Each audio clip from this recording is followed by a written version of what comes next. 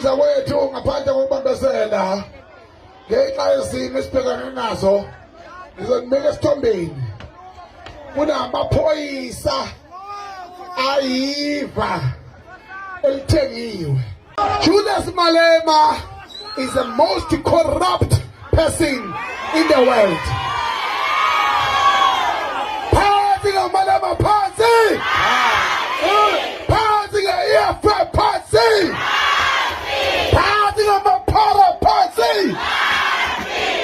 Njengoba ngimi lapha nje njengomongameli wamabhinga ngithi kini ngiyanixwayisa njengesizwe sakithi kwaZulu Natali asizuphazamisa umuntu ongabhida ukuthi ahamba okhuluma nezihlalo zodwa.